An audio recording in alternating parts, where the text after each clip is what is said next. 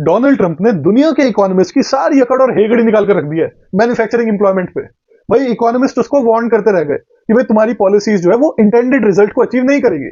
Trump ने सीधा बोला तुम्हें बेसिक रीजनिंग नहीं आती समझ में। भाई अमेरिका दुनिया के साथ डेफिसिट रन करता है, इसका मतलब फॉरेनर्स जो है वो अमेरिका में आके माल डंप कर जाते हैं। वो माल डंप करते हैं, जो अमेरिकी मैन्युफैक्चरर्स है उनका माल बिक नहीं पाता, वो बंद हो जाती है फैक्ट्री, वहां रोजगार कम हो जाता है। सोल्यूशन सिंपल है, भाई फॉरेनर्स के प्रोडक्ट्स पे लगाओ टैरिफ बहुत ही हाई लेवल पे, अमेरिकी उसको ना खरीद के डोमेस्टिकली प्रोड्यूस्ड गुड्स को ज्यादा खरीदेंगे, वहां पर रोजगार बढ़ेगा और बल्ले ही बल्ले। इकोनॉमिस्ट ने कहा नहीं यार इतनी सिंपल नहीं होता ऐसे जैसे तुम बोल रहे हो, और ट्रंप ने अचीव कर दिखा दिया। आप देखो अमेरिका में कैसी मास हायरिंग हो रही है मैन्युफैक्चरिंग में। ट्रंप पावर में आता है जनवरी 20 2025 में, और अगर आप फरवरी 1 से डेटा देखोगे अब तक का, तो आपको दिखेगा यूएस मैन्युफैक्चरिंग में जो टोटल इंप्लॉयमेंट है वो डिक्लाइन हो गई है 66,000 से। माने सेम भी नहीं रही, ग्रोथ भी नहीं हुई, डिक्लाइन 66,000 की कमी हो गई है। भाई अगर आप देखोगे मैन्युफैक्चरिंग में employment as a percentage of total employment, तो वो तो डिक्लाइन हुई है, लेकिन साथ में जो टोटल वर्कफोर्स मैन्युफैक्चरिंग में काम कर रही थी उसमें भी 66,000 की कमी हो गई है। देखा, प्रूव कर दिया ना ट्रंप ने सबको। जैसा कि मैंने हंसराज कॉलेज के अपने गेस्ट लेक्चर में बताया था कि भाई अगर आप ये कह रहे हो क्योंकि हम डेफिसिट रन करते हैं इसलिए हमारी मैन्युफैक्चरिंग पिटी हुई है, तो आप उन देशों को देखो ना जो सरप्लस रन करते हैं, वहां की मैन्युफैक्चरिंग का क्या हाल है। अब जैसे जर्मनी फॉर एग्जांपल कई सालों से 2 दशक से ऊपर हो गया वो सरप्लस रन कर रहा है, तो अब उसकी मैन्युफैक्चरिंग का हाल देख लो। आपको दिखेगा जर्मनी में भी मैन्युफैक्चरिंग में जो इंप्लॉयमेंट है as a share of total employment वो डिक्लाइन ही होता हुआ आ रहा है।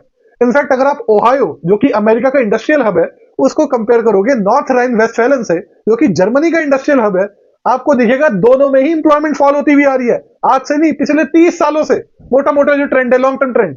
इवन दो यूएस रन कर रहा है डेफिसिट और जर्मनी रन कर रहा है सरप्लस, तो भैया ये हो क्या रहा है। अगर आप एडवांस इकोनॉमीज और भी देखोगे तो आपको वहां पर भी दिखेगा मैन्युफैक्चरिंग में इंप्लॉयमेंट का शेयर जो है वो डिक्लाइन ही होता हुआ आ रहा है। इसका कारण ये है कि मैन्युफैक्चरिंग प्रोडक्ट्स की जो डिमांड है वो इतनी तेजी से नहीं बढ़ी है जितनी तेजी से मैन्युफैक्चरिंग में प्रोडक्टिविटी बढ़ गई है।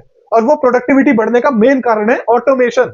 ऑटोमेशन के चलते हुए मैन्युफैक्चरिंग में जो प्रोडक्शन है वो इतनी ज्यादा एफिशिएंट हो गई है कि उसमें अब ज्यादा वर्कर्स की नीड है ही नहीं। तो अगर आप मैन्युफैक्चरिंग को रिवाइव करके इंप्लॉयमेंट अपनी बहुत ही तगड़ी बनाने की सोच रहे हो तो आप फंडामेंटली डिल्यूटेड हो। चाइना पे भी इसका बहुत बारी ब्लेम मारा जाता है कि भाई यूएस में 2000 से 2010 तक चाइना शॉक नाम की चीज हुई जिसमें चाइना ने मास डंप कर दिया अपने प्रोडक्ट्स यूएस में, जिससे वहां पर मैन्युफैक्चरिंग इंप्लॉयमेंट डिक्लाइन हो गई और डिक्लाइन हुई वहां पर मैन्युफैक्चरिंग इंप्लॉयमेंट।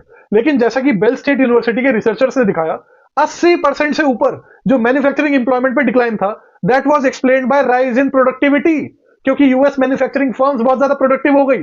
ट्रेड का उसमें कंट्रीब्यूशन मात्र 13 से 14% था बस। बाकी अगर आपको मेरा पीपीटी बाय करना हो जो मैंने यूज किया था हंसराज कॉलेज में और आईआईटी मद्रास के गेस्ट लेक्चर में, तो आप मेरे जब लिंक मैंने ऐड कर दिया डिस्क्रिप्शन में यूट्यूब पे, उस पर क्लिक करो, वो आपको व्हाट्सएप पे मेरे रीच आउट करवाएगा। वहां पर आप 149 रुपीज में इस पीपीटी को बाय कर सकते हो। एग्जॉस्टिव सेट ऑफ रेफरेंसेस आपको मिलेंगे, और मुझे बता देना अगर किसी और इन्फ्लुएंसर ने कभी अपने हाथों से ऐसा एग्जॉस्टिव सेट ऑफ पीपीटी बनाकर आपको दिया हो तो।